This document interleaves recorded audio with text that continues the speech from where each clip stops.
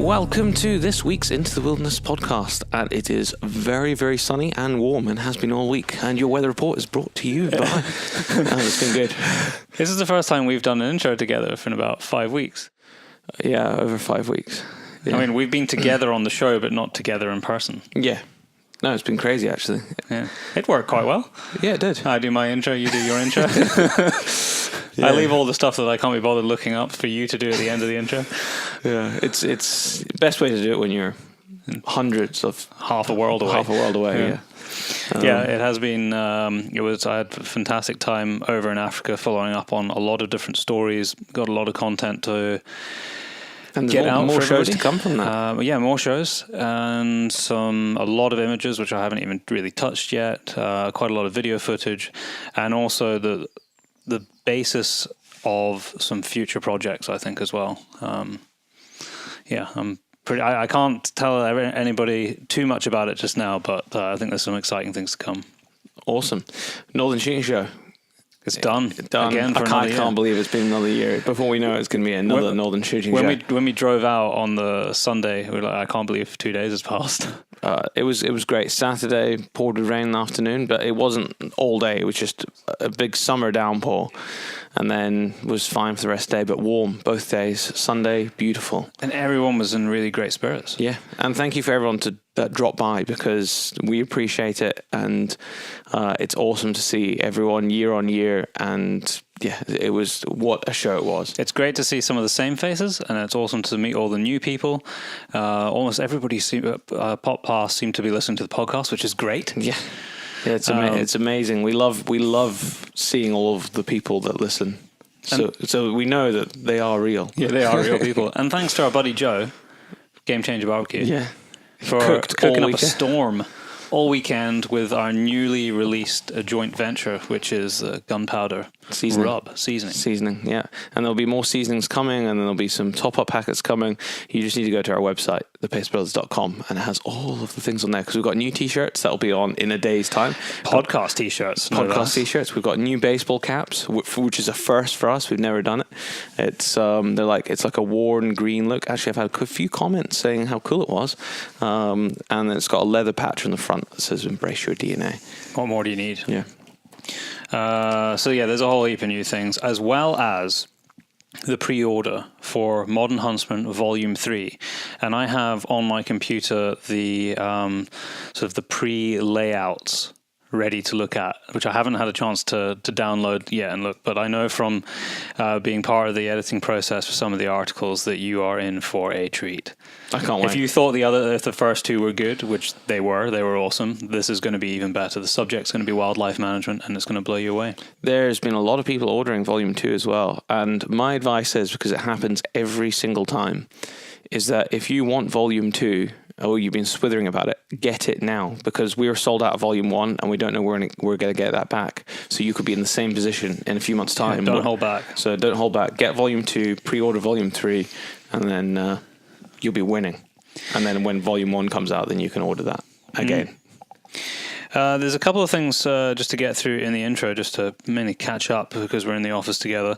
Daryl, I know, mentioned this last time, 2 weeks ago, but I'm going to mention it again because it's such an amazing change up for the industry, and that is that Holland & Holland have released a bursary scheme to support young people in the countryside, gamekeepers, stalkers, gillies. All of the details for it are on their website, so just go to the Holland & Holland website and everything is there, but the bursary is going to be worth Holland & Holland /bursary. Yeah. Or if you it's on the homepage. If you go on their homepage, it says bursary. It's really simple to get. And it's worth £10,000. I mean, what an amazing way to support. It's to support further education. But it's brilliant. It's so good to see a big company really invested in the future, and we know know from actually going around the factory when we were getting imagery and stories, which for Modern Huntsman, you're going to be able to read about Holland and Holland in Volume 3, that not only are they doing this, but they also have this incredible apprenticeship scheme within the factory to bring on young people to be the future of gun making. So they are investing in the future. In every way. So congratulations to them. And if you are involved in the hunting community in any way, shape or form, and you think that bursary might make a difference to you, then go and check it out, read the criteria and get an application in. Yes. In fact, I saw them wrangling people at the Northern Shooting Show. So, yeah, it was. I really hope this, someone uses this and they go far with it. Yeah, that's what it's for. Gallic Whiskies. Yes. So we work with the team at Gallic Whiskies and Gallic Gins, and there is a treasure hunt on. The first bottle has already been found. It has. It was found not too far away from where our office is, actually. So basically the premise is that there is going to be 6 bottles of whiskey hidden around Scotland throughout this year. The first of which has been found. The second of which there are 2 clues out right now. And every bottle of whiskey can be found with 3 clues. I didn't see the second clue. Oh, I just put it out yesterday. Ah, okay. So there'll be another clue going out next week, which will be clue number 3 for the second bottle, and that should guide you the last little bit that you need to find where the hidden miniature bottle is with the instructions of how to claim. Now, this is a physical thing. I do not know how more clear I could make it online. It was stressing me out. I thought I was the one that was being stupid, but I don't think I am. I was being very clear, and I even got a few of my friends to read it to make sure they understood that it was a physical thing you had to go and collect. Yeah. And you can't go there in your mind. They confirmed with me that it 100% it reads like you need to go there, because there is a few people online, and I'm sorry. If you're too stupid that you can't work out, then you don't deserve the bottle. So it is a physical item where you have to go, read the clues, and if you know where it is, go and get it. And once you get it, guess what? You get a bloody nice bottle of whiskey. You do. If you want to read the clues, we do share it on our social, but on Instagram it's Gallic Whiskey Gin, so just look for Gallic Whiskey Gin or Gallic Whiskies on Gallic Whiskies and Gins on Facebook as well. Yeah. And all the clues are there. So good luck and go find it. Hint, it's not near our office anymore. No, we are trying to spread them out throughout the country. They are going to be literally all over Scotland, so yeah, there's no excuse. There's no excuse. Someone at some point will be close to one of these bottles, and you learn a bit of history on the way. Yeah. That's the plan. Well, yeah, that is the plan. Trying to broaden our Scottish history. Competition from 2 weeks ago, which was to win a bundle of goodies, including some Hornady, CZ. It was whatever we had in the office, Caldwell stuff. It was just a picture competition on Instagram, and the winner is Gilbs Drake. There we go. Congratulations. And we have a new competition for this podcast. We have 2. Now that we've sorted all the stuff, I know that I have 2 Hornady reloading manuals, the latest edition of the Hornady reloading manual. So there are 2 left, and I'm giving all of our listeners the opportunity to win a copy of this, the second last copy that we possibly will ever give away. Yes. So it's coming to an end, people. Yeah. So you're going to have to We'll give everyone more details about the competitions and that coming to an end. Yeah. And the future of the podcast. It's very exciting. Don't worry, future. We're not disappearing. No, we ain't going anywhere. But yeah, we'll give everyone an update about, in fact, we'll go over the last few years and then we'll look into the future, because we've been saying that we want to really bring the podcast to a next level, and it's happening. And it is happening. This is en route, and we've got some amazing people that are backing us behind the scenes, and some new ways to help you help us as well. But if you want to win this copy of the Hornady Reloading Manual, I'm going to make it a doggy. I'm going to make it a doggy picture. I love dogs. Your best friend. But sorry, it doesn't have to be. Generally, when you say your best friend in the field, people send dog pictures. It doesn't have to be a dog picture. Just your best friend in the field, on the mountain, wherever you happen to be. But I guarantee you about 90% of those are going to be dog pictures. So tag us on Facebook. We love dogs. So. Tag us on Instagram. Send it to us via email. We don't care. And the one that tickles us the most will win the Hornady Reloading Manual. Picture competition, separate. Put that one in a box, new box. Picture competition, Northern Shooting Show. Amazing entries. Thank you very much for everyone that did enter. The winners have now been picked. We had hundreds of photos to go through. It took us a couple of hours in the evening at the Northern Shooting Show just to do the shortlist. Yeah, just to do the shortlist. And yeah, amazing pictures by everyone. Sorry, not everyone can win. And it was actually really hard. We went through the shortlist and we had too many. We still had we were too generous. 70 photos left after we shortlisted. And we could only pick 4. Yeah, so I think we narrowed the 70 to probably about 50. Mm-hmm. And then from there, we were no longer judging. Yeah, so we removed ourselves from the final judging process. We had Bjorn from Sauer. We had Jens Tigges from Hornady and Lucas from Hunt Magazine. They were the 3 judges, and I sat down and showed them all the stuff, and between the 3 of them, they came to a consensus. And tomorrow, the day after this podcast comes out, all 4 winners for each, 1 winner for each category will be announced. Some cool prizes. Some very cool prizes. So hopefully, maybe it's something we can do next year. I hope so. I'm going to work out a different emailing system though, so that we're not getting hundreds of emails a day with individual pictures in them. Yeah. Everybody needs to learn how to use Dropbox. Or WeTransfer. Yeah. There is a podcast coming out on Monday. Not ours, which I am on. I was a guest on the Talk Nerdy podcast with Cara Santa Maria when I was in Namibia. So it was basically at the end of the CIC conference, and we sat down and talked about a lot of things. I think it's a fairly lengthy podcast. I think it's probably almost 2 hours long. A lot of the focus is on hunting, because it's not a hunting podcast, it's a science podcast, where they talk about all manner of really, really interesting things.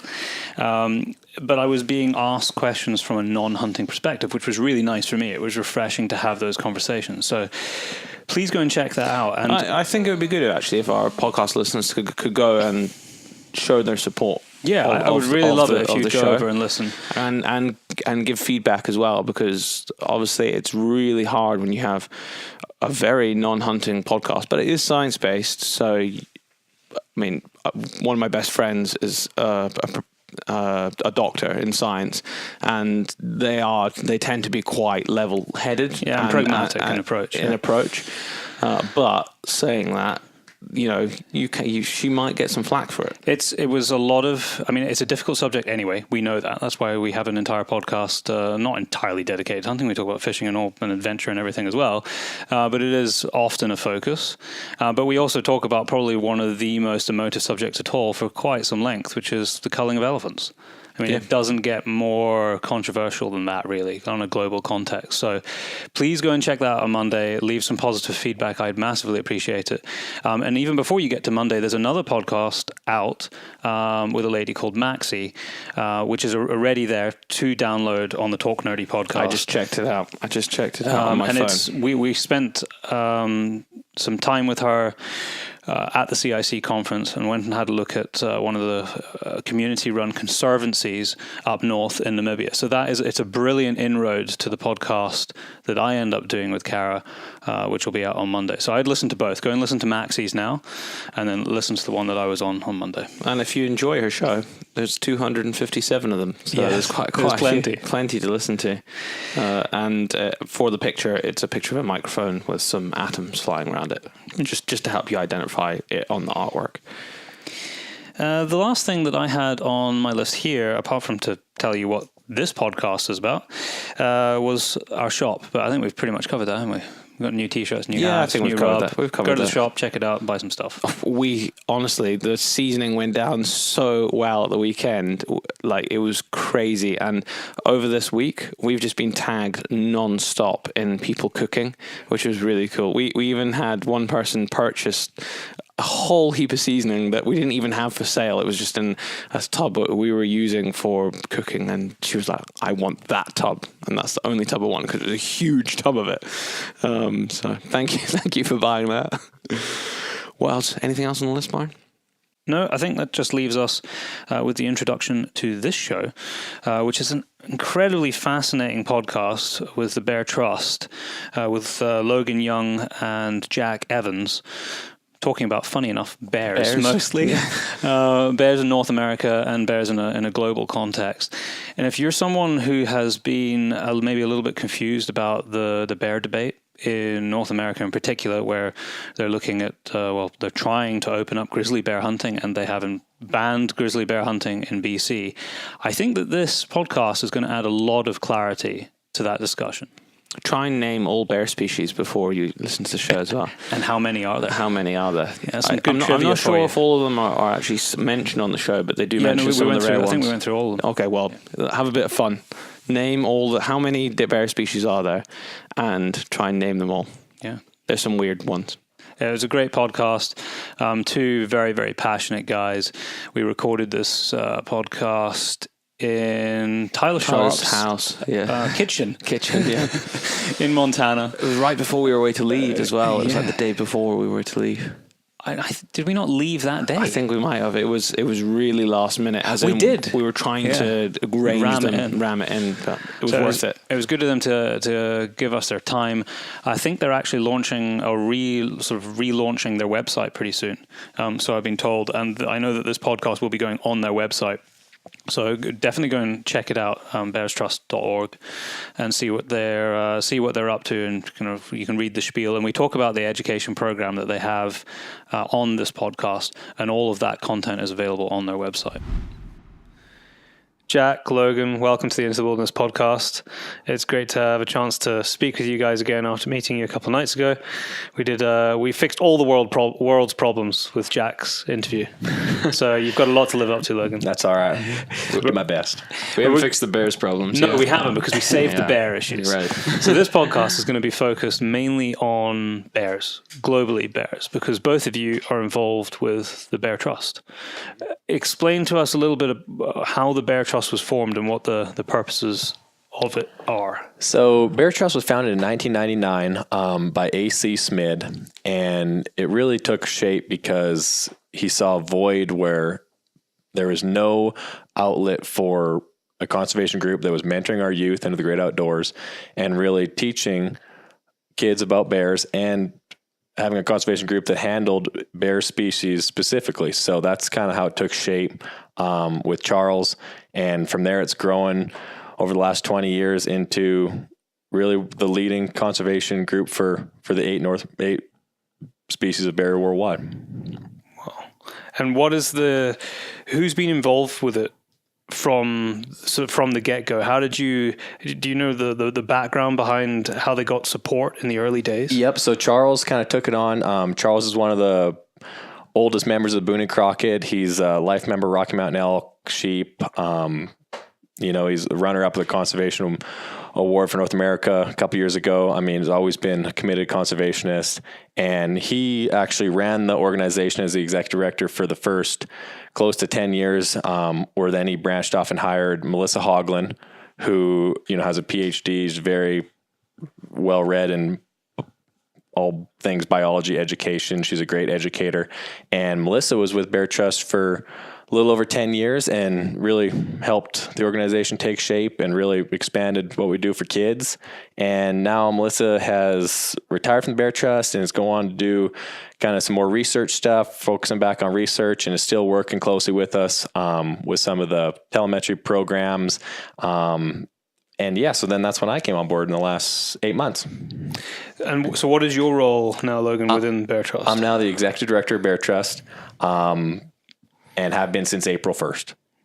And we had a chat with Jack about his background in the podcast that we did just solely with him, so we won't go over that again for this podcast. But what is it about your background that drew you to the position that you're in now? Because you, as well as this position in Bear Trust, you're also an outfitter. Right. So I grew up in west of Calgary, and my family ran an outfit for 17 years in northern British Columbia, where the main species of our income was the grizzly bear and the stone sheep. So that was really our bread and butter and how we made our living and survived on. And as a lot of people know now that the grizzly bear has been shut down in British Columbia, that's had a huge detrimenting factor on a lot of outfitters that, like us prior, relied on that income support their families. And so since then, 19 years ago now, I guess close to 20 years, we've moved to the northern Yukon, where I continue to get outfit with the rest of my family, my wife, my sister, and my dad still flies for us. And so really my passion grew from growing up hunting, living off the land, always being with First Nations, having a lot of immense respect for wildlife. And I seen an opportunity where, hunting and our hunting heritage is really under attack. And the bear, grizzly bear, black bear, all bears, polar bears, are really on the forefront of the conservation issue and are the species that I feel are under the most attack right now. And, we're on the front lines. And if the bear goes down, next is a sheep, next is the elk, next is a deer, pretty soon we lose traction. We might, could lose hunting altogether. And so I really saw an importance to the Bear Trust mission and really got passionate about it. And I've known Charles a long time and all the wonderful things he's done. And so that's what really drove me to want to come on board. So. And your role within Bear Trust now, Jack? So I'm the director of publications and the editor of a magazine that we're putting together, sort of an annual journal that should be coming out either at the end of this year or shortly thereafter, which is really meant to. The whole message we're trying to send first and foremost is to celebrate bears, to understand them, get closer to them, as a precursor to making any kind of conservation effort. And Bear Trust is unique in that it's species focused, but it's also unique for its priorities. I think there's we're not necessarily first and foremost a hunting advocacy group, but what our ideal is coexistence, is healthy coexistence between human and bear populations. And I think that the ultimate form of that is to be able to have this sustainable hunting, to have people interacting with bears in their ecosystem, that kind of thing. So when it comes to places like northern British Columbia, where there is a healthy bear population, where it's hardly detrimental, it's not at all detrimental to take however many bears they were taking as of last year. Right.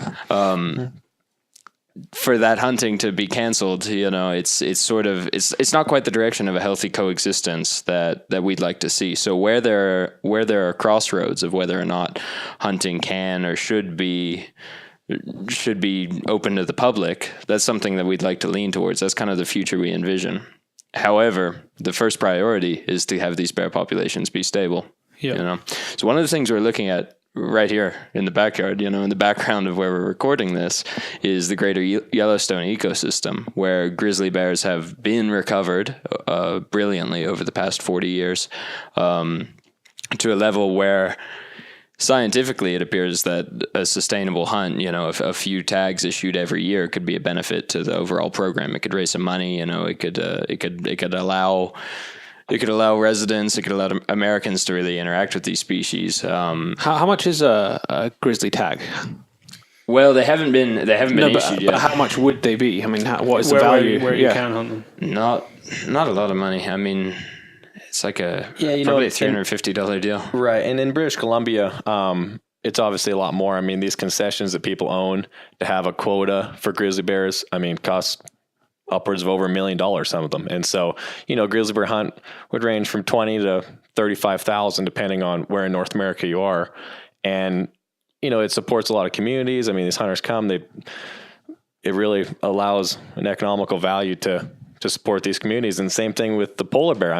You see a lot of these First Nation communities that have really been affected negatively. And, I know a lot of them, and they'll tell you, since polar bear hunting's been, harped on so hard, it really has negatively affected these communities. And it really is sad because they relied on that income to supplement their lifestyle.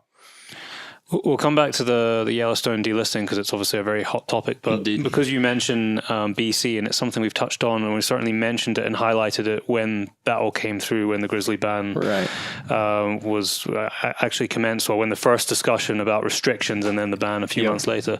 As somebody who's up in that part of the world and was directly affected by it, just to explain that again to people, because it's quite a worrying precedent to be set, the way that unfolded. I think the most important thing to realize about Bear Trust is we believe in hunting, we believe in conservation, but we are a science-minded organization that, we want what's best for the bears. Now, we believe in conservation and the North American conservation model, but we also believe in biological data. And I think the thing that was the saddest about the whole British Columbia shutdown of grizzly bears was it was completely social and political. And, with the way the geography in British Columbia is lined out, Vancouver basically voted for the rest of the province. And, these people that are inner city people, urban people, maybe don't have quite an understanding like we do, people that live in the mountains, that live, in these rural communities, about hunting and bear hunting in particular. And I think what is really sad is no biological data, no science was taken into consideration whatsoever. It was just a total political power play. And based on people's emotions.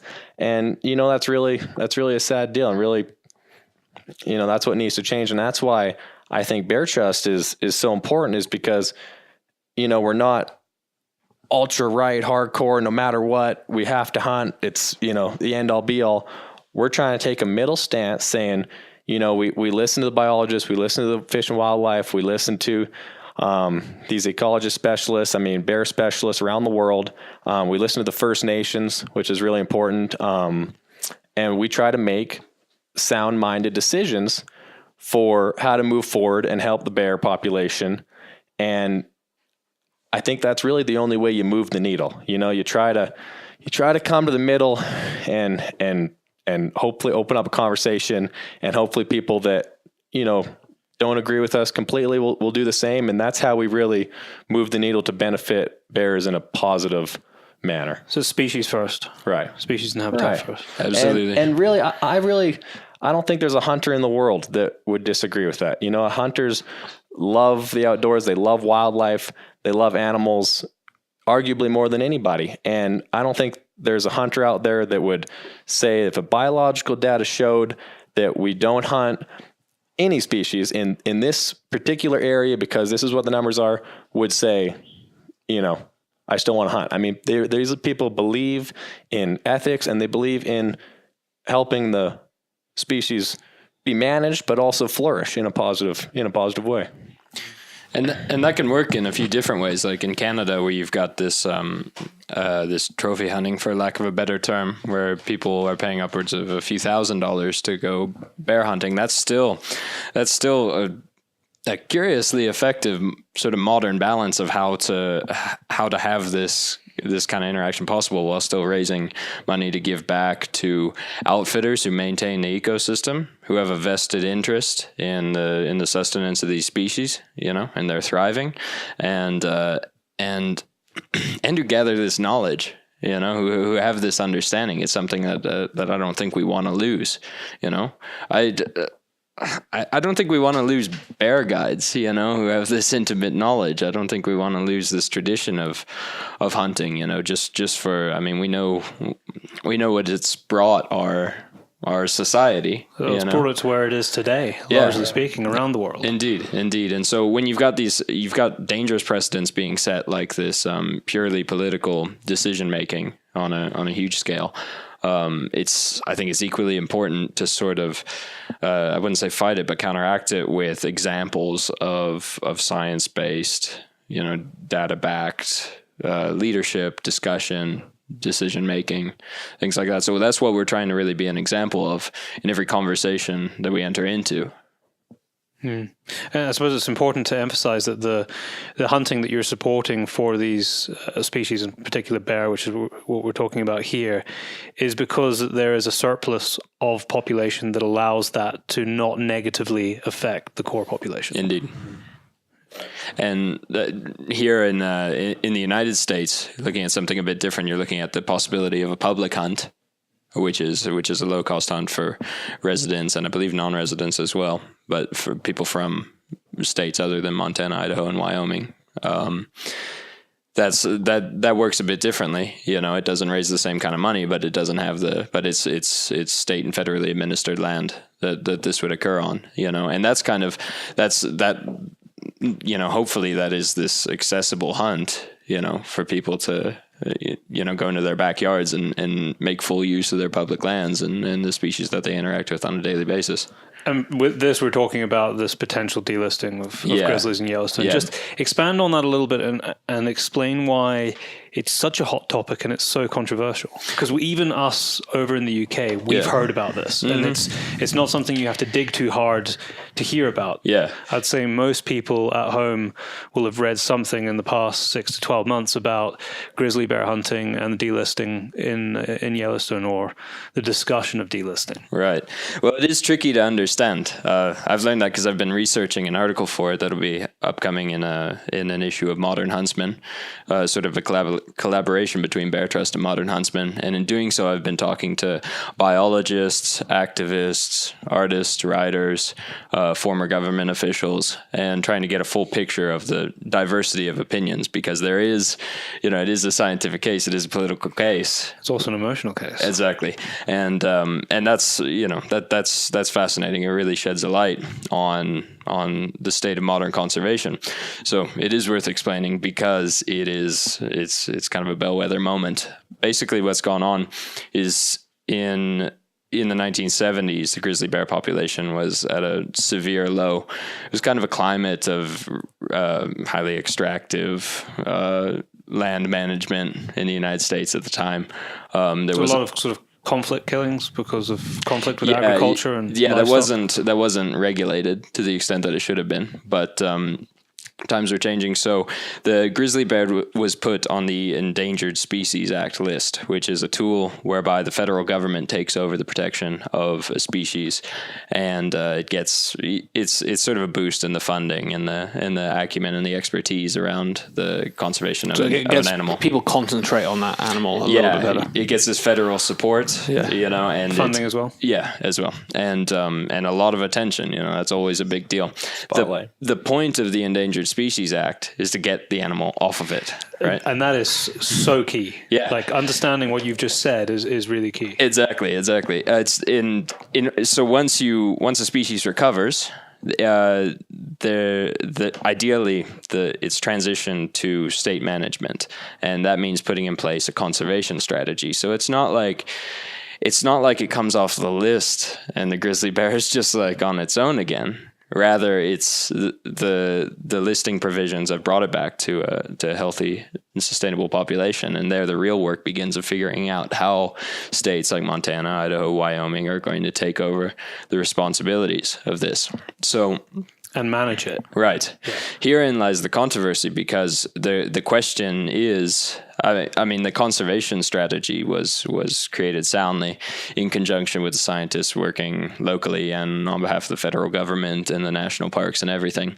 And but for the bear ecosystem called Greater Yellowstone, which covers these 3 states, and it's all around Yellowstone National Park, there's talk of the ability to sustain a public hunt. It looks possible. There's the bear population seems to have exceeded its recovery criteria, so a few male bears could be taken each year. The question is, which states are going to include a public hunting season? And Wyoming came out and issued 23 tags for a hunt. Sounds like a lot. It does to me, that sounds like a lot. Just in ignorance, it sounds like a lot. No, it's that's honestly that's a bit questionable as to whether or not that's it's a biologically sound number. But the problem about this is it just mobilized all kinds of antagonism. It became a fiery issue, and the Wyoming state legislature was immediately sued by some anti-hunting groups, and a lot of these groups were formed quickly and put together, and it's held up the entire delisting process. So the conservation strategy, as Wyoming wrote it, cannot be implemented just now because it includes a hunt. So the question is, biologically the hunt is supportable. right? It's So they've sustainable. worked out how many bears you could take out over a season Yeah. to not negatively affect them. Yeah, and when that's- was this exactly? This happened. This was a year ago. Yeah, this was in 2018. Yeah. And then right before the season was meant to commence, people had their tags in hand, right? The Fish and Wildlife Department was sued, and the court ruled that they had overstepped, they've sort of overreached their remit in that. So the hunt was stalled not because of some scientific error, right, but rather because of the way it was done, the politics involved. So we still don't have a legally recognized conclusion. This is the same. Because they're still listed, are they? Mm-hmm. This is the same incident where a bunch of celebrities and groups said that they're going to buy up the tags. Yeah, in fact, one photographer who's very much outspoken against the hunt, he drew a tag because it runs through a lottery. Yeah. And was intending on burning it, But in the end, it didn't make any difference anyway. Right, exactly. So he missed his little Serge Gainsbourg moment. But as it stands right now, I mean, the very fact of including hunting, was volatile. The state of Montana did not include a hunt this year in their conservation strategy. It's something that they can do later. But it's because of that the whole recovery plan is moving forward. But this just shows that we're not ready to have this conversation based on facts, right? That's the failure here has been in the discourse, has been in the public understanding of what's going on. Because if you take a glance at the debate, you'll find all kinds of biases and carefully selected facts and insults being thrown on both sides, right? It's really kind of gotten out of hand, and the debate has gotten away from bears. It's more about people. It's more about opinions. It's more about ways of life, right?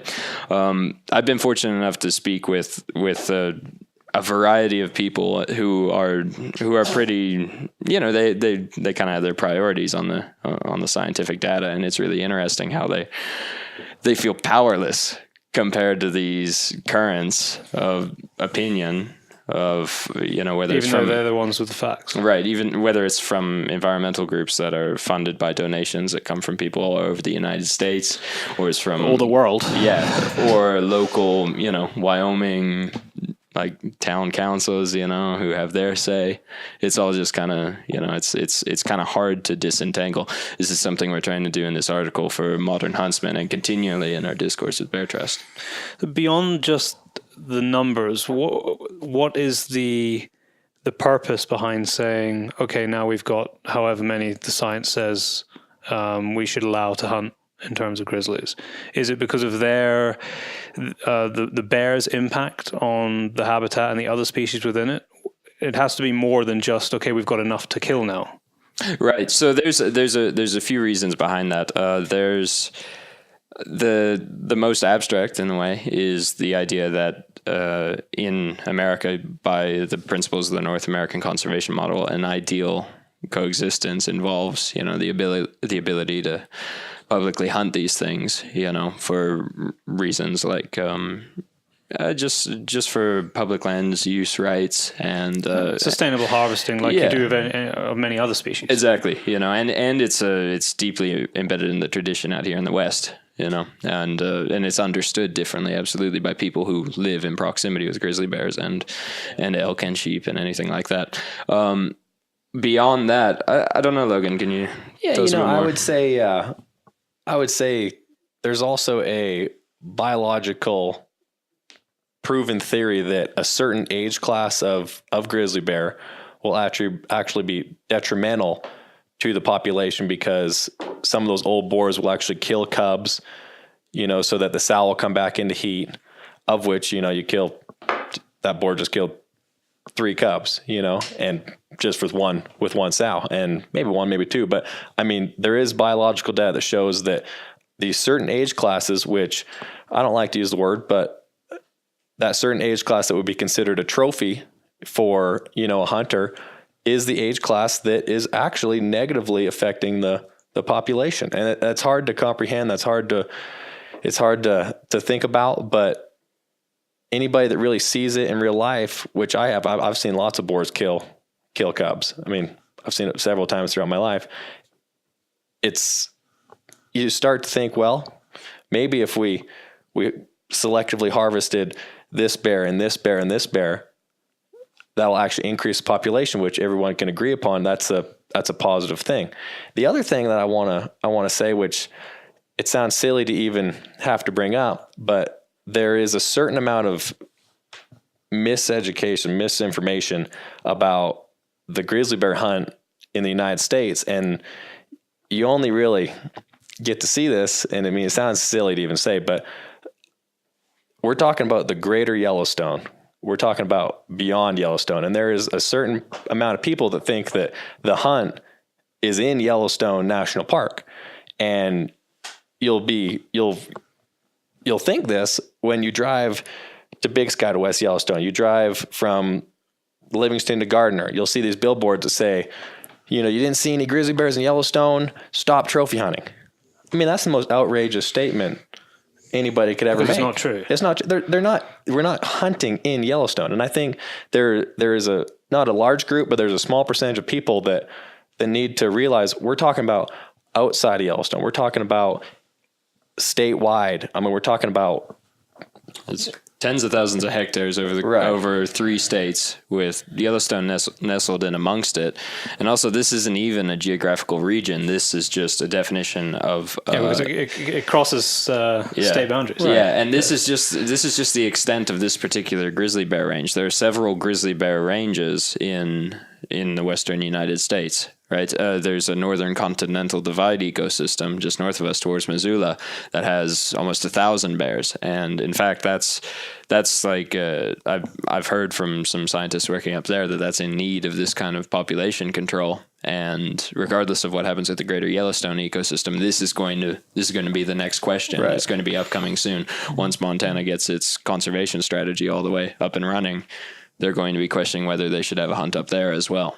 And I wonder if that will be as incendiary because it's not called Yellowstone. Right. So and I would challenge some of these activists that are very passionate about what they believe, which is fine, to really come to the table and try to have a conversation, because who they are fighting are ecologists, biologists. I mean, people that eat, sleep, and breathe wildlife biology, not just bear biology, but all wildlife. And these people, their passion in life, what they've chosen to dedicate their whole life to is, habitat management and really learning the ins and outs of each wildlife species and the Endangered Species Act and how things coexist. And I would challenge people to have a conversation with those people and have a conversation with, leaders of conservation groups. Attend the Wild Sheep Foundation and try to have an open mind. And, I pledge that we'll do the same.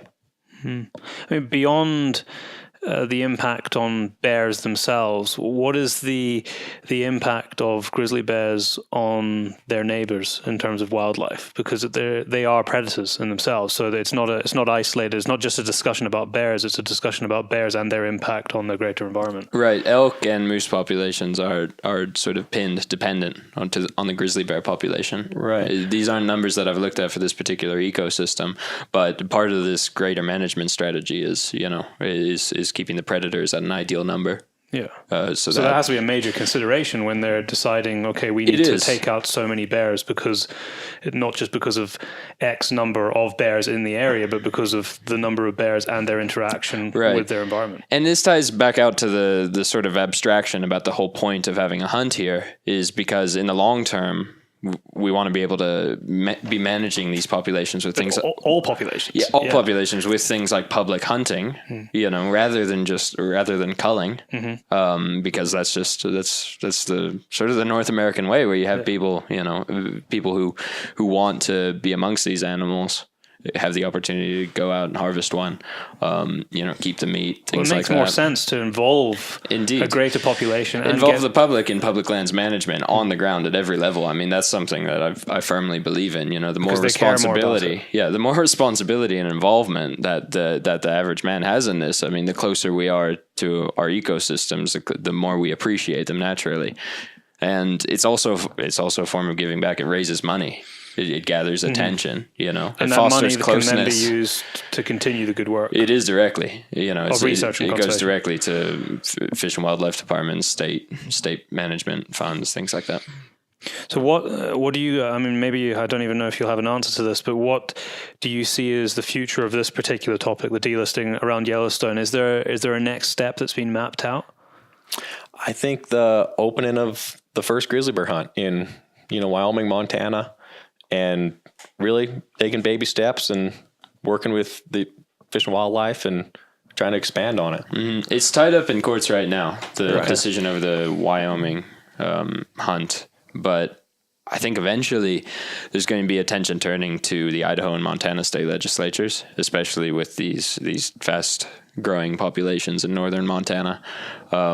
There's more attention on this issue, so there's going to be a bigger, brighter conversation about it. Surely now, though, people in Montana should be ahead of the curve and already working on this. As in, the hunting community need to be on this now before it even makes it to court. Indeed. I spoke with somebody who was acquainted with the head of Montana Fish, Wildlife, and Parks, and I understand that one of the reasons she made the decision not to have this hunt is because of the negative social reaction it would have. She didn't feel it was time. Right. She didn't feel it would be effective, to scare up this controversy immediately. But that doesn't mean that these institutions are ruling out, the necessity of the goal of having this public hunt be integrated in a management strategy.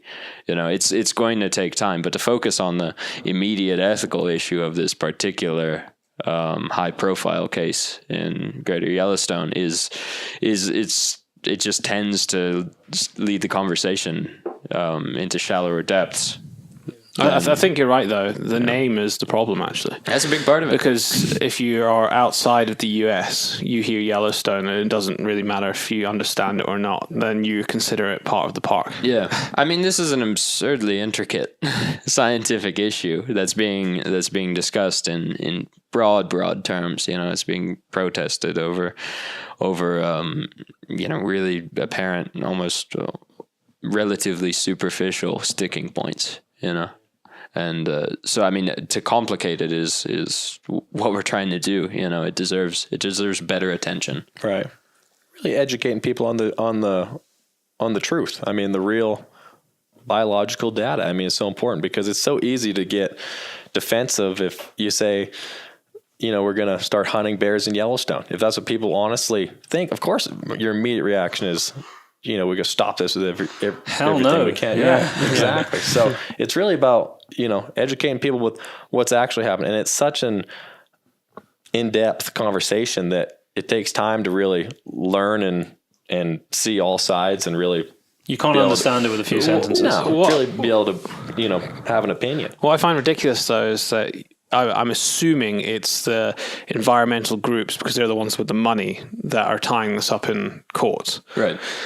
But it seems like a ridiculous situation to me where they go, we don't like it, but we don't have a solution to the problem, and we don't have, I don't know, do they have scientists go, well, we don't have a solution, but our science, and these are our scientists, say this is the reason why.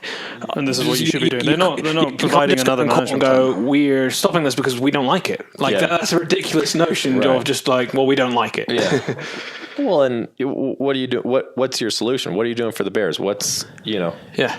If you're going to oppose something so strongly, have a solution, have a dialogue, have a conversation. I mean, be able to really back up your points. In every way, this conservation strategy that is meant to be transitioned to from the delisting to state management, it's a safety net, right? Changing the federal protections, the management dynamics, and the way it's going to be transitioned that's what's up for debate. So you kind of have to look at who's offering a solution here. A lot of biologists, a lot of prominent biologists and Fish and Wildlife Department employees are angling for the tried and true public hunting model, insofar as it's sustainable. And the alternative to that seems to be proposed by interest groups is this sort of preservationist leaning that we should leave the bears Leave it alone, hands off. let them proliferate, and if they start negatively affecting herbivore populations or there's too many human conflicts, they'll just be culled, right? I'm kind of, in my beliefs, I'm kind of skeptical of that, because I don't think removing humans from the equation of removing humans from relationships with their ecosystem, with other species, I don't think there's much future in that. But that's how they tend to go. They should be left alone, but there's too many people now. Right, we're encroaching far too much on their ground. We've already impacted them. And we have this responsibility in our interactions with other animals to treat them better, not treat them less, not avoid these management strategies. I think integrating the growing number of people who live in the greater Yellowstone ecosystem with their environment, and getting them involved in the management of it is a long-term, much brighter future. I mean, this gets into like large-scale conservation theory. Do you want to wall the stuff off?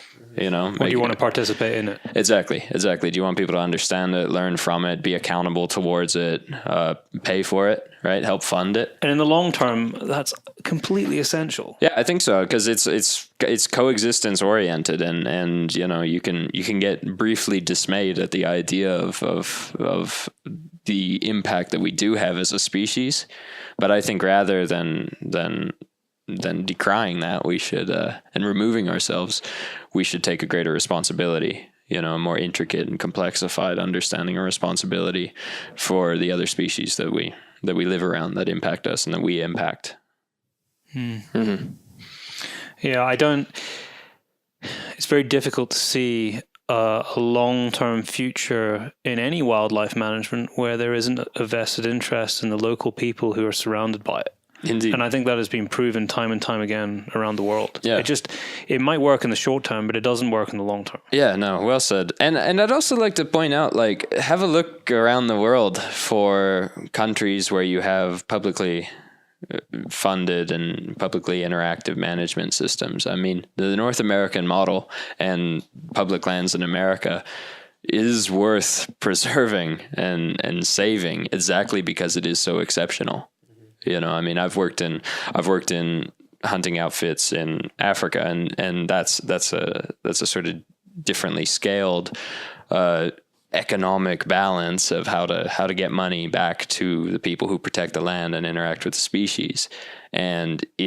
But its linchpin is like international hunters, extremely wealthy international hunters. It's not, these efforts, they do trickle down to the local people, but the local people are involved on a totally different level. If only we could all be so lucky to be able to live and thrive alongside wildlife, like in places right here, like Montana, and have our understanding of it, have a fortunate sense of responsibility, and be able to immerse in it, right? And really own it as Americans. I mean, we do. It's our land to be accessed. And therefore, I think it should be our land to be hunted insofar as it doesn't detract, insofar as it's not extractive or overconsumptive. I think it's kind of an amazing thing that we've got here. And it's harsh to see it backslide. Especially over short-term issues, over like hair trigger things, like the case of BC, where there's an election coming up, and so there's a chance to direct some anger towards the hunting community, things like that, and it kind of pulls back, it degrades the grander things that we've set up in North America. It's sad that wildlife is being used as political tools. That's around the world. That's a sad state of affairs. Yeah, indeed. Pushing a political agenda. Yeah, and I would say, I mean, in the U.S., I mean, I would categorize the grizzly bear as one of the largest success stories of conservation ever. It's incredible the way it's come back around It's here. very easy to forget that. Right. And so, I mean, where it's come from. Let's celebrate these people. I mean, these officials have worked tirelessly in these conservation groups that were like Bear Trust for 40 years to get to this point. I just can't understand why people wouldn't say, well, let them keep running with it. Let them do what the data shows. Let them follow the numbers and follow what it shows that we should be doing it. We've got to this point based on them. Now you're gonna try to stop it. I mean, yeah, let them doesn't make any sense. Let them make that transition, Right. you know. And also, it is worth celebrating. I mean, that's another thing Bear Right. Trust is all about. We helped fund those recovery programs. Right. You know, we direct a lot of funds to. I mean, Bear Trust is partly an education organization. I want to talk a bit more about that Locally in America, and yeah, we'll get to that in a moment. But it also is a fund that apportions money out to conservation projects, Right. Successful local on the ground ones all over the world. Right. Bear Trust spent hundreds of thousands of dollars in support of habitat management and doing the right thing that the data shows us to do for the 8 species of bears in the world. Yeah. And if you want a really great example, attend the Wild Sheep Foundation annual convention in Reno, which has just been. we were just there last week.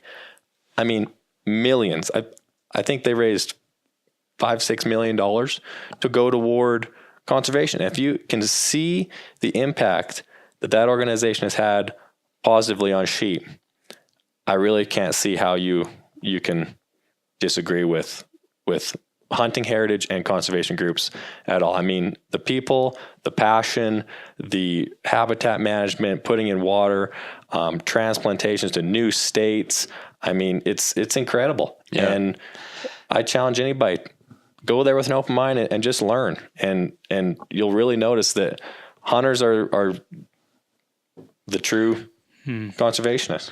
It's always made me chuckle at the notion that some wildlife groups almost don't want to delist species. And by that, I mean they almost don't want the success of a species getting to the point where it can be delisted. Because I made a note here when I was reading about it earlier.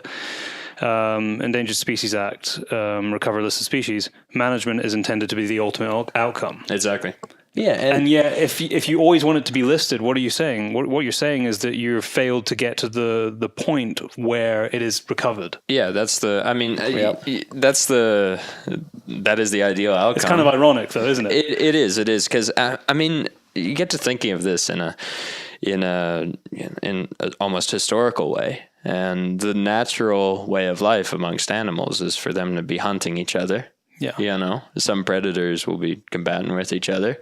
You know, things will protect their habitats. Yep. Yeah. Encroach on others' habitats. It's natural. Yeah, as long as we're not destroying ecosystems, wiping out species. You know, as long as we're not being cruel to animals or just having this extractive bent of human expansion, which is kind of the thing that conservation tries to restrain. The kind of Garden of Eden vision involves animals such as ourselves being amongst it, you know? And I mean, it traces back as far as you could ever read about. I mean, it's in the Bible. You know, hunting is part of life. And for us, I mean, it's what we love.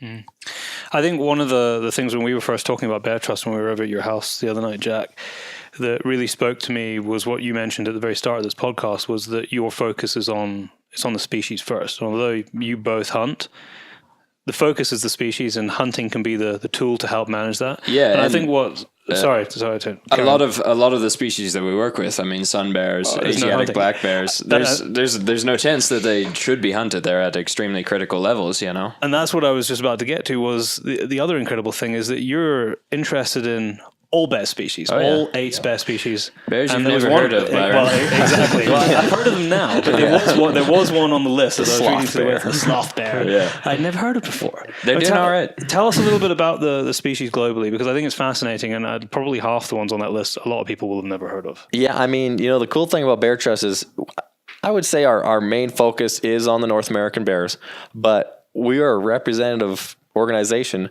for bears, I mean, around the world, and like in India. I mean, if it wasn't for us, there's nobody representing that species. And we bring a certain light to it. We shine a light on it. And, you know, because we care about it, it opens it up to the public so people can really learn about the sloth bear, the sun bear, you know. And without Bear Trust, I mean, those bears don't have a voice. Yeah, I mean, we're also, one of the great things about this is we make links to those other efforts, and to those other in those countries. Yeah, there's other nature cultures going on. I mean, there's not a lot of international funding that makes its way to the Borneo Sun Bear Conservation Center. Right.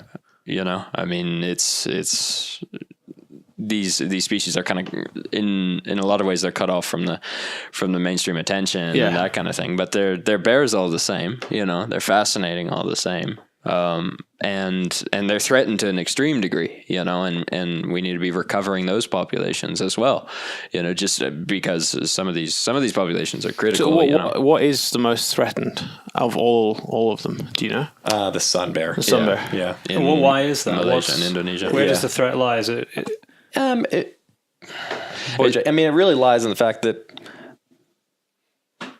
nobody knows anything about it. I mean, it's not a species that, some people care about it, but not a mass population are that passionate about the sun bear. And if you don't have that, then yeah, there's only a few people working in conservation for that particular species, and they're underfunded. They're working hard, There's in that case, you have some human bear conflicts, that are you get these conflicts with agriculturalists and that kind of thing. But there's also a devastating demand from a lot of like Asian markets. They use them for biofarms, don't they? Exactly. I've seen the video footage of that. And it's just horrendous. Gallbladders of bear bile, stuff like that is. And they just treat those bears like factories. Yeah, they have absolutely. a pipe that's sort of Caged. continually connected to them.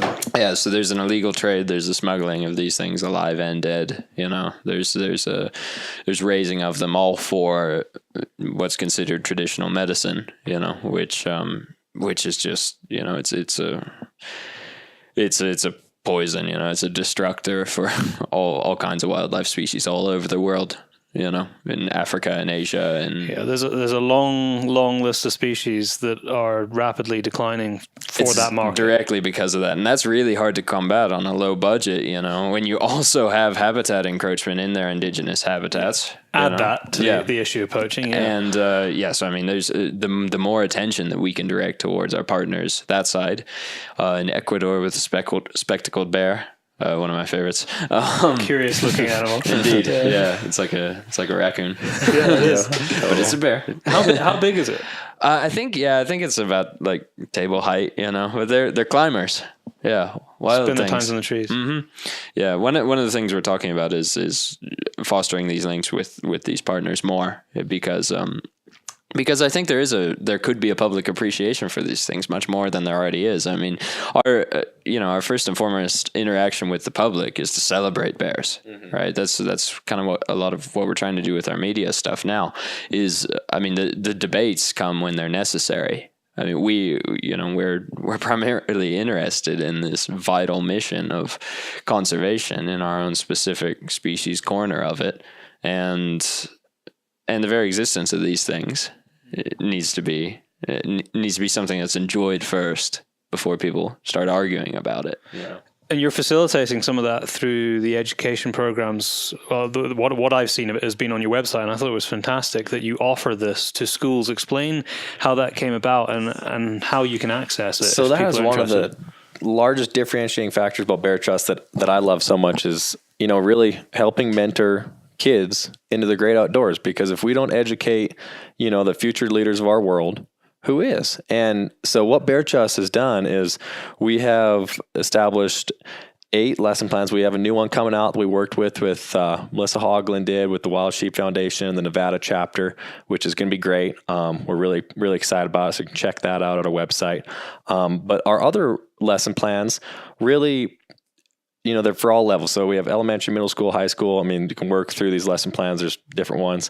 But it's really about teaching these kids, showing these kids the data, not telling them. I mean, that's where Bear Trust is different. We're not telling them, there's a right answer or wrong answer.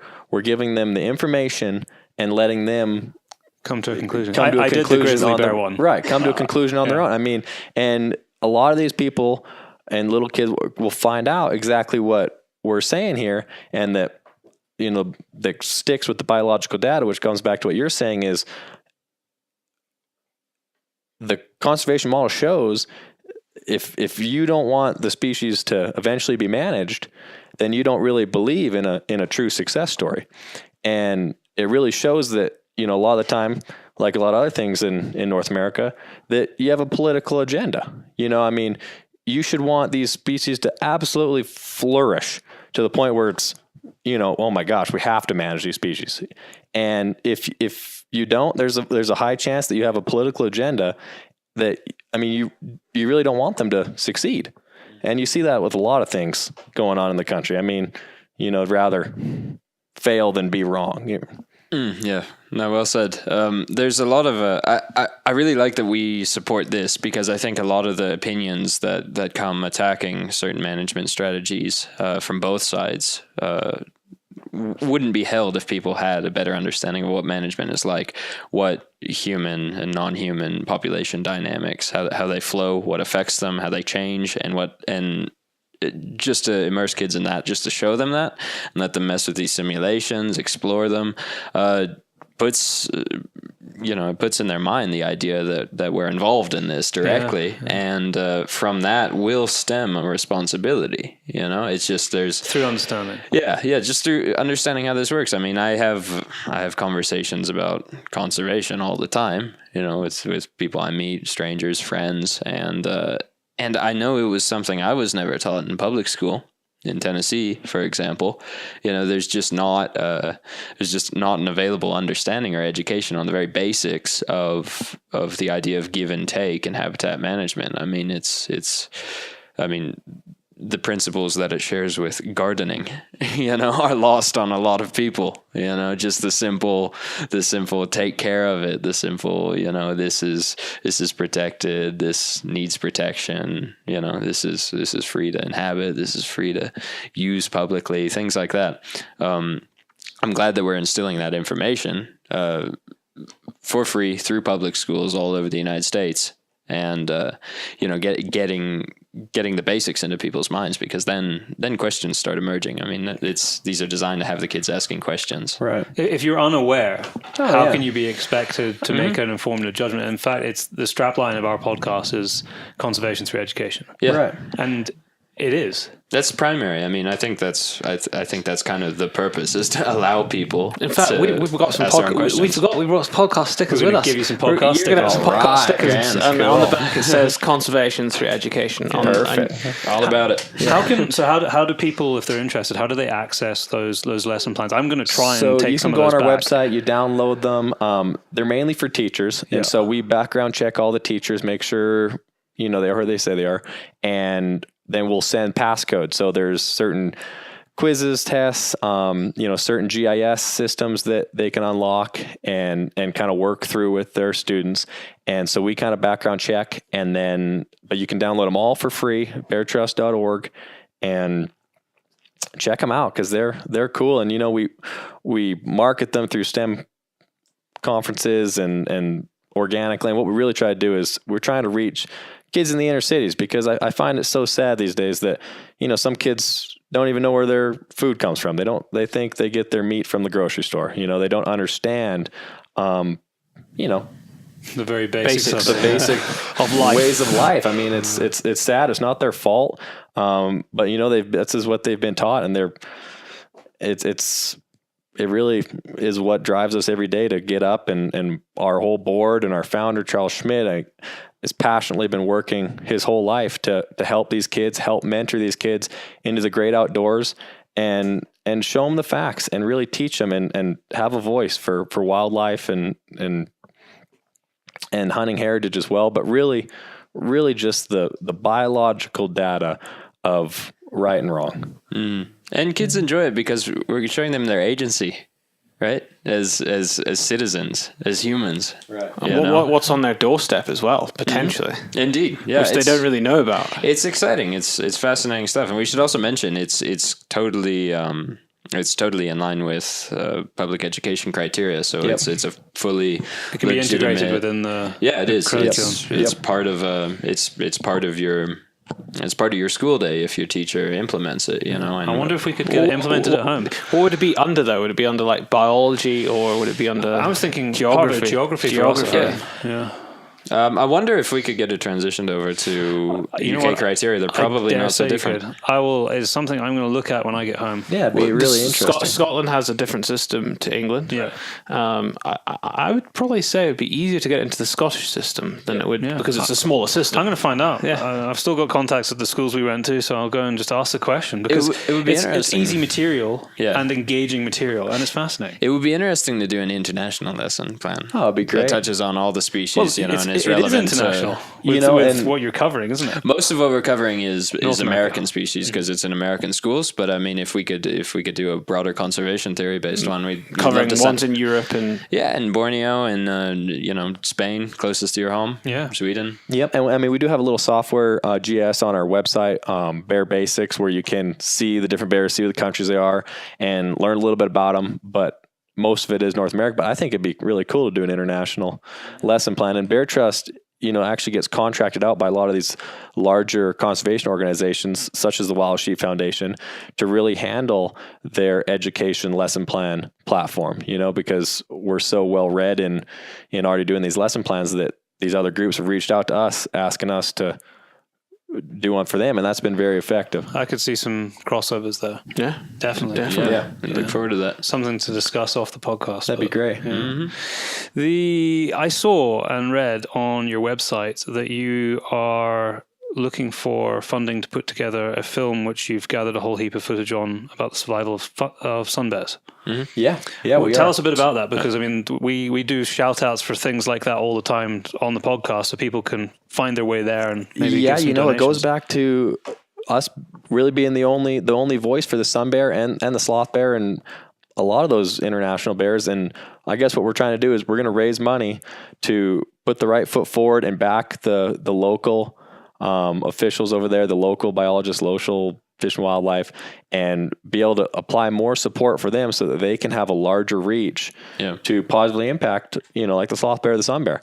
And, we're raising money. We're always working hard to put money back on the ground and really help bears in North America and internationally as well. Because those efforts, they need their public face as well, that they kind of lack in terms of crossing borders and in terms of getting to places where donations tend to come from. Right. And, it's easy to donate to Bear Trust. We have a donate button right on our page you can go to and make a one-time donation. We have the Spirit Bear Society, which is our premier giving benefactor society for our, really committed supporters and donors. And then, really we're open to anything, how we can help. Bear Trust is here. Bear Trust is alive and healthy, and we're really looking to help. And I really see in the international stage, a little bit of money will go a really long ways. Because there is nobody else, and we have to stand up and be the support for those agencies. Yeah, and I dare say we're rolling things out. We're evolving and growing as an organization faster than ever. We're getting involved in a lot more projects, ties with international partners and things like that. And we're always interested in people's collaboration. You're welcome to write to any of us through our web links. If with any ideas, with any conversation or discussion or questions or interests, it's something we absolutely welcome, because first and foremost is just to appreciate this species, and good things will follow from that. Very well said. Logan, something I wanted to roll back on that you were talking about near the start was the collaborative workings and huntings with the First Nations. Yes. Explain how that works here, because it's something that doesn't exist really across in Europe at all. Yeah. So, I see it mostly in Canada, in two territories and one province. So British Columbia, obviously, and then the Yukon and Northwest Territories. The Yukon, there's 30,000 people there. 25,000 of them are probably First Nations. And these are people that live off the land. These are people that love wildlife. They live in the elements, and they really appreciate hunting for what it is. And probably more than anybody want to see hunting and wildlife thrive. And so we work with, a lot of the government agencies in the Yukon. A lot of the ministers of environment are First Nation. A lot of the agency people are also First Nation, which is, fabulous. And I've been so blessed to be able to get to know some of these people and have these conversations about, what hunting means to them, what conservation means to them, and get their input. And we've taken that, and we're going to do even more in the future with Jack's article. It's going to be coming up here, and implement that into our lesson plans, implement that into our conservation programs and our conservation policy strategy. And I mean, these are people that, this is their land. I mean, they understand it as good as anybody. And I think a really cool film to do would be about the polar bear. Because going back to what I was saying before, I mean, these are people that have been negatively affected by the slowing of and in some areas, not being able to hunt polar bears. Indeed. And one of the things I'm really excited about is expanding these media projects, which will just get other forms of knowledge, other angles on conservation involved in our discourse. We're going to be doing some exploration of these other perspectives, where we're going up to Yukon to have a talk to a lot of the locals, and kind of being amongst that. We'd like to visit some of the other projects internationally, because you have different whole biological and environmental perspectives, from when you're talking to people from different ecosystems. And you don't want to place your assumptions on the governance and management of sun bear populations. You want to find it out, and that's something we want to be leading. Is the people who live in those areas know better. Exactly. So we want to integrate this. We want to be sharing that around as well, because there's different ways of doing conservation in different habitats. And it's all can be learned from. So one of the things that we're working on that I mentioned was this magazine, this journal, and a lot of just media work around that, films, articles, that kind of thing, and really looking forward to getting that to blend different perspectives on conservation and human bear relationships, and really just celebrate that and, complicate it, be fascinated by it. So it'll help raise awareness of the species, their place on the planet, and also the conflicts that are around them. Which is an ongoing investigation. We're not. It's not something that's static. We're not settled with our wildlife. For the most part, we're destroying it. There's more to talk about here. Just globally. More to appreciate about bears than we commonly hear.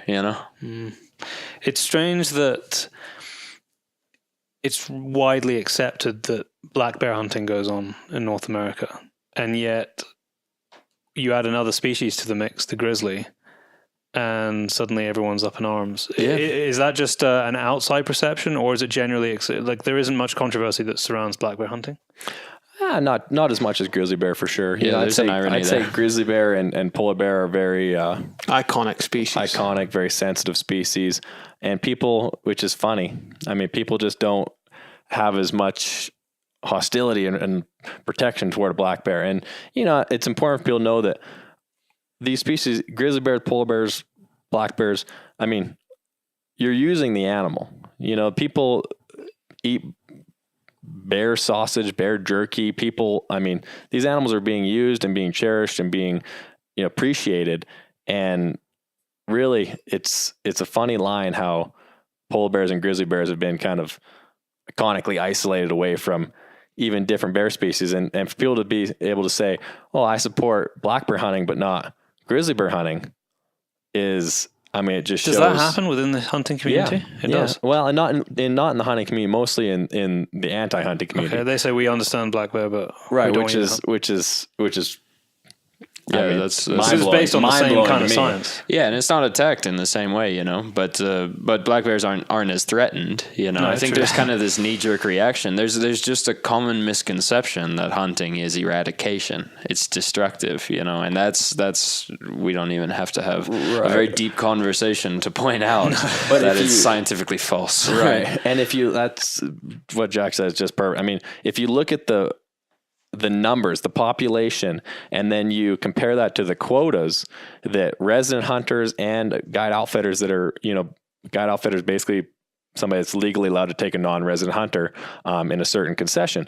If you look at the populations of black bears and grizzly bears, and then the quotas for the amount of animals they're allowed to selectively harvest, it's the same. So it doesn't make any sense that you can't hunt grizzly bears, but you can hunt black bears, because it's the exact same percentage of bears in a quota comparative to the population. In BC, that In is. BC, yeah.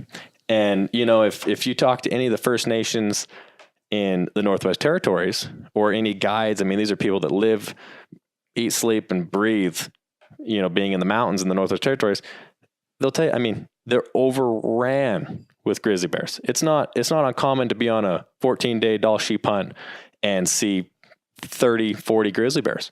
And these are bears that, you know, they're very confident. They have a lot of conflict with these hunters, and because they have nobody managing them, they have no predator, you know. And so it's frustrating, but it's something that we're working on. And I think the First Nations are going to have a huge play, because who knows better than the First Nations? I mean, really, they're the least disconnected from that world. And people need to listen to them more. Okay. I mean, everybody is all immigrants in Canada, US, whatever.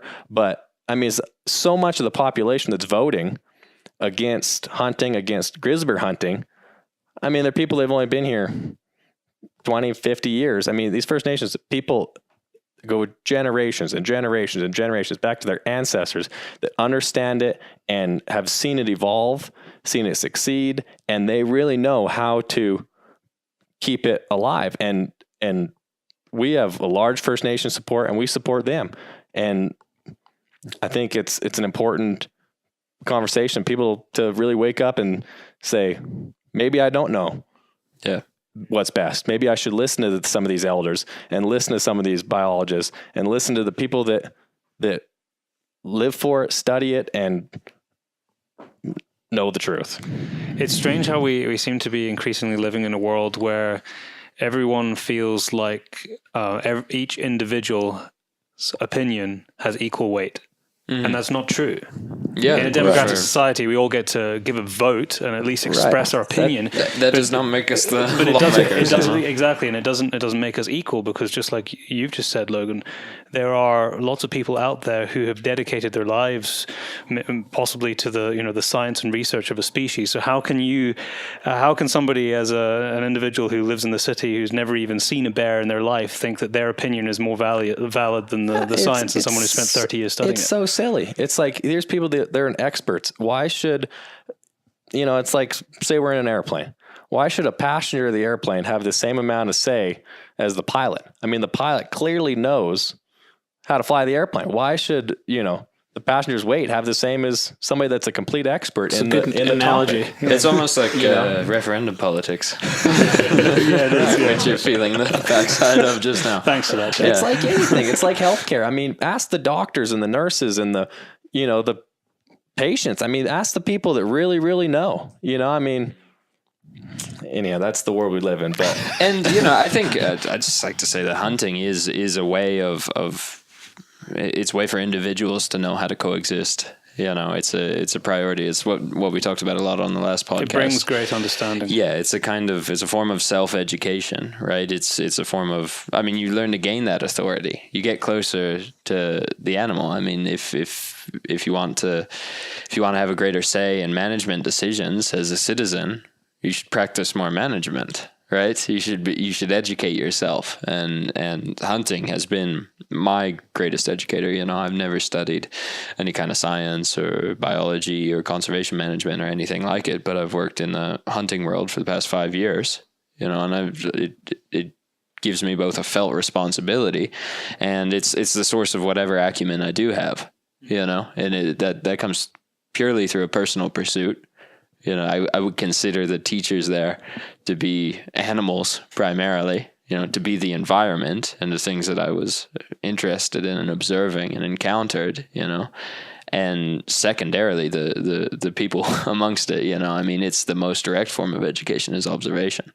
I mean, that's just to say people should get out more and have more opportunities to get out more and have more opportunities to interact more closely with our animal cousins, Yeah. And I mean, I think the more that, the two sides would meet each other, I would ask people to, don't judge hunters on the 1% of the people that might post something on Instagram that's distasteful, that might, be a little out there, and we will do the same. with our opposition. And because 99% of the hunters that you meet are the most compassionate, loving of the outdoors, wilderness.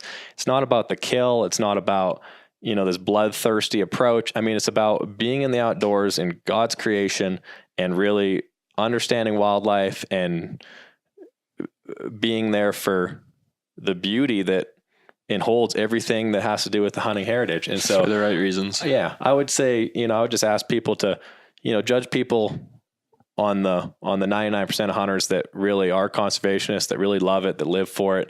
And, I think that's a very positive way to move the needle, and we'll do the same. I mean, and you can speak to that probably more than most because you do guide a lot of people. Right. And I mean, another thing is like, there has to be a very strict line where people understand, and this is so important to understand, there is such a difference. I mean, it is between hunting and poaching, and a lot of people sometimes, not everyone, but a lot of people blur those lines. And I think the media does. The media does, because it's a political, dream.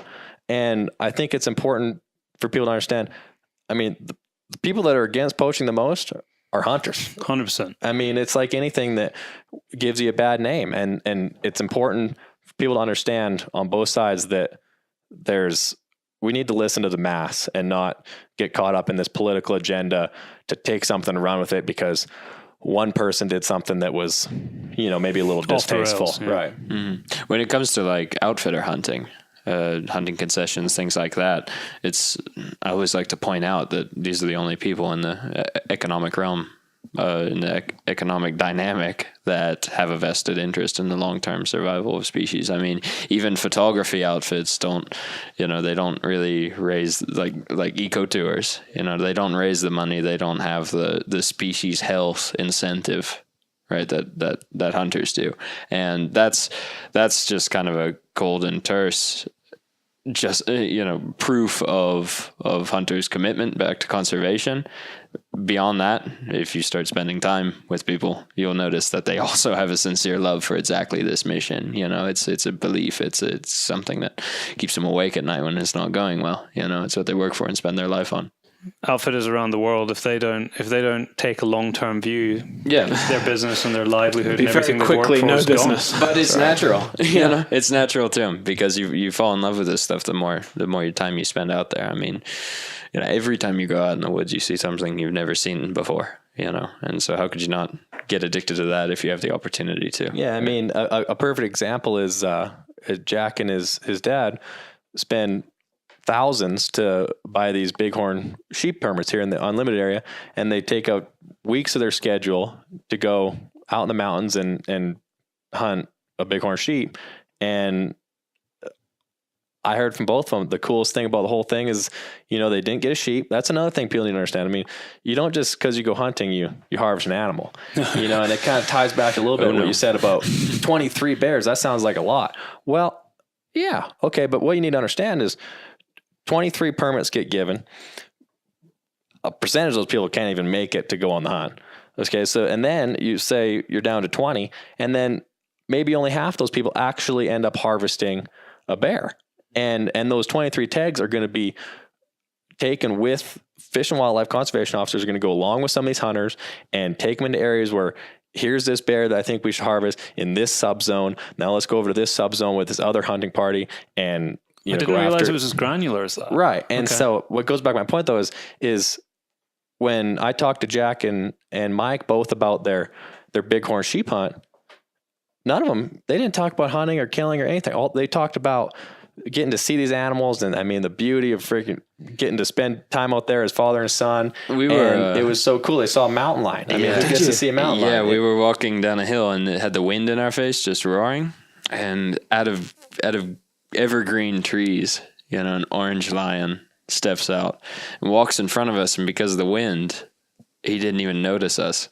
And to be like 50 meters from this, this thing that, I saw it and I'm like, leopard. Because I see a lot more leopards than, I'm like, what do we do? Oh, they have these here. I never would have expected, it was the last thing I was expecting. And it slunk across us and it had its eyes forward, didn't notice us, like it was on this 1,000-mile march. Yeah. Then we just crossed paths with that, and that was holy. That was And, that was it wonderful. was another thing that it comes to mind when I start thinking about that is our founder of Bear Trust, Charles Schmid. I guided him in the northern Yukon a couple years ago, and we find this lone ram that's by himself, no teeth, 14 and a half years old. I mean, no possible way this ram is going to make the winter.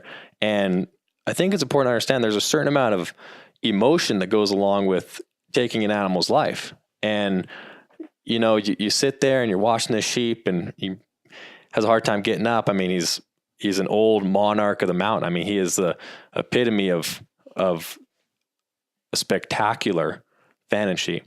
And now, I mean, we harvest this sheep. That ram there's replicas made of that ram, several mounts. He's been all over the country. I mean, it's like we've shared him with friends and family, and really, I mean, we've made him into an icon. I mean, we've celebrated his life, celebrated his, I mean, it makes you want to cry when you start thinking about, you take an animal that could have died in the mountains, never to be seen. No one ever knew it existed. You're talking 300-400 miles north of a town, and you can harvest an animal, share them with the world, and really appreciate them for the rest of your life. And I think a lot of people read over that and they don't understand that. I mean, we appreciate these animals for an eternity. And it goes back to, that's the most important thing about hunting. It's not about killing something. It's about cherishing memories and cherishing the life of the animal. Yeah, and this is something you can't just say and it makes sense, but I mean, isn't it among the most impactful things of your life? Yeah. Yeah.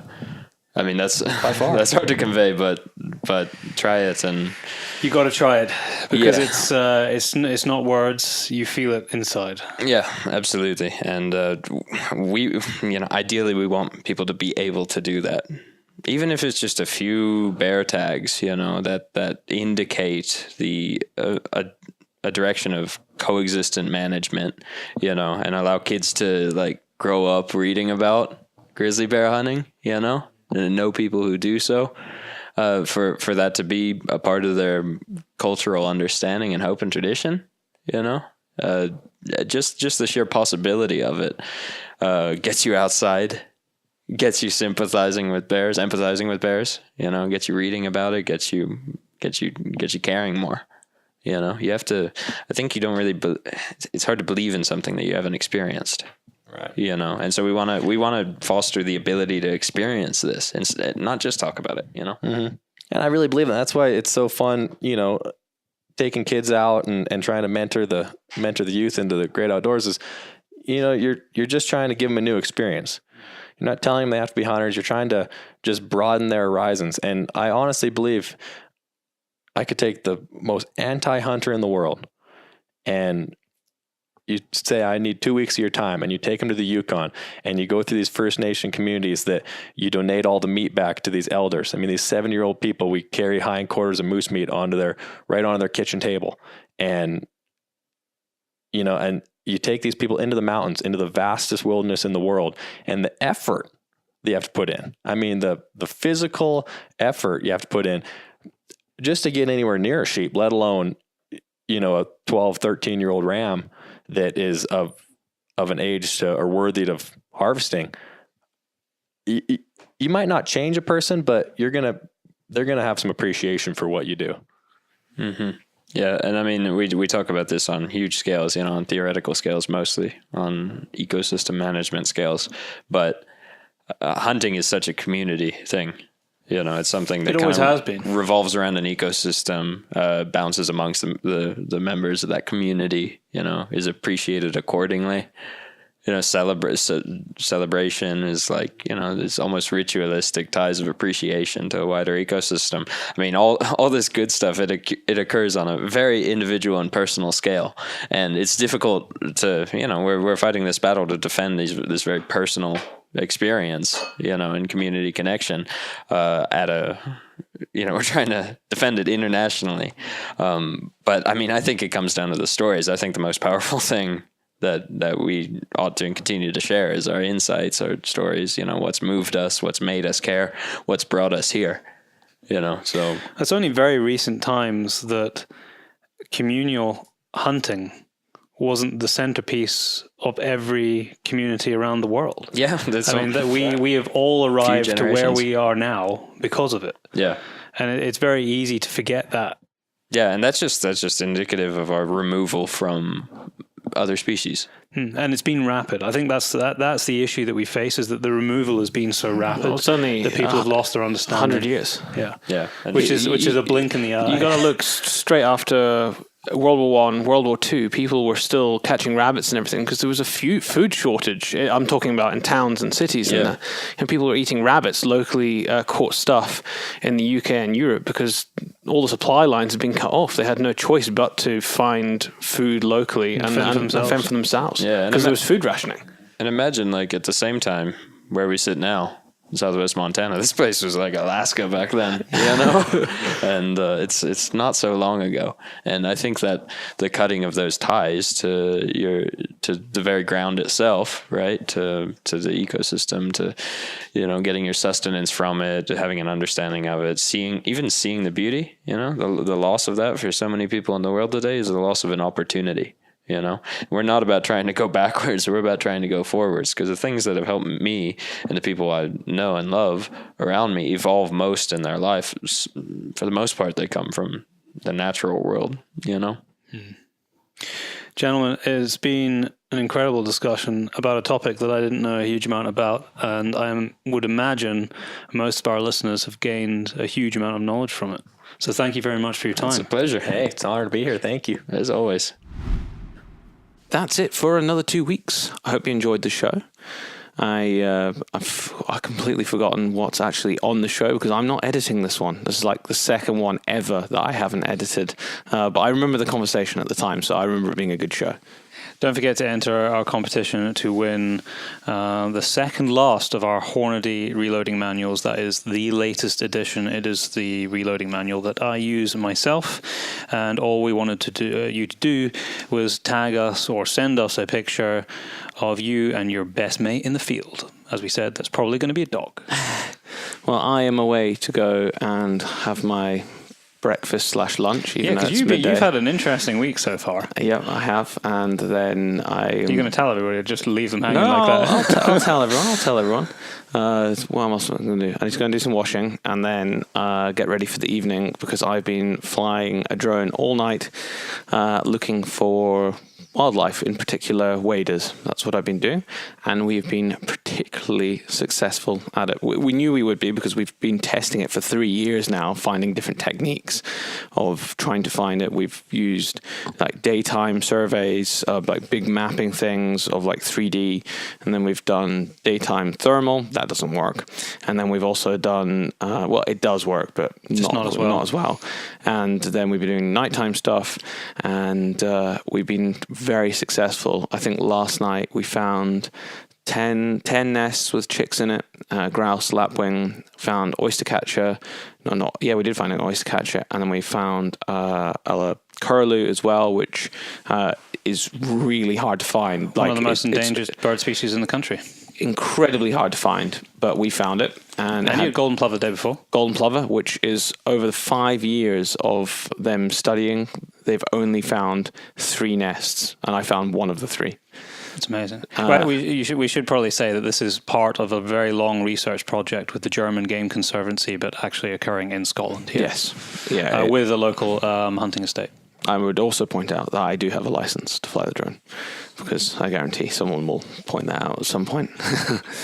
Yes, no, I am fully licensed, and but it's really cool working in doing this, because I don't think anyone else has ever done this. Well, not as far as we know. I've never seen anything. No one, I don't think, has been looking at birds' eggs because I can Are see. you them. able to ID what the bird is yet? Typically, yes. You can normally tell before they go down. Yeah, That's I amazing. can see if it's a grouse. You can almost tell a grouse straight away. Pheasant has a really long tail, so there's no heat coming off the tail, so you can see that the body's glowing, but you can actually see how long the tail is. Okay. The curlew, you can see its You can see its beak. Its beak, so No you can, way. but it's not 100%. You got to be quite close to them. So I think we're pretty good and at pretty IDing. minimal disturbance doing it this way at night. They don't move. So they either, if they're sitting on something, they won't leave the nest. So it doesn't disturb them. And then we go over and check them. And even if sometimes they do, they go about 3 meters and then come straight back. And we can see them doing that. And it's a whole monitoring exercise with cameras and research. Oh, this is professionals. This is ecologists and scientists doing it. So really great to be working alongside those guys. Yeah. Yeah, and they can't believe how well it works as well. If we wanted to do rabbit or hare counts, it would be unbelievable. Are you able to ID hare and rabbit? I mean, on the top, you're probably not going to see rabbits anyway, so it's mainly going to be You hares. can. I mean, the hare are bigger. So, I mean, not always. The leverets are obviously small, but... so you have to pick your time of year, but basically. you typically know as soon as you get to a certain point, there's not going to be any rabbits there. So you've seen a lot of hares? Loads of hares. Really? Loads and loads of Hey, hares. that's interesting. Yeah. That would be a great way to do a survey. There would be the easiest things. Bear in mind, I'm looking for an egg. Yeah. So that's actually really hard to find. A hare is so easy because they're always bouncing around everywhere on top. It would be so easy. If you want to do deer counts, Maybe on the open hill, I'm talking. Interesting. I did actually test it in the forest yesterday, and you can't see through the foliage. The canopy. The canopy stops you. Blocks the heat signature. Yeah. So because I expected to see through it. perhaps see through it, but I couldn't see a thing through it. So there you go. Learning lesson for you. If you're looking top down in the forest, it doesn't shine through. The trees. Or do you need to escape from thermal Imaging, go into a forest. Maybe with a better thermal imaging camera, but not with this one, unfortunately. But definitely, I mean, I can see sheep from 300-400 meters away. Easy. So if it was a deer, bear in mind, sheep are really well insulated. So often if a sheep's lay down from the top down, all I'll see is its head. Oh, because it's cold on the outside of its wool. Yeah. They're really well insulated. Well, we were amazed, and I think. Oh, actually, I don't know if I have mentioned this on the podcast. We did when I spoke to Francois about the pangolins. I mean, they were amazed how the scales actually just transported the heat out.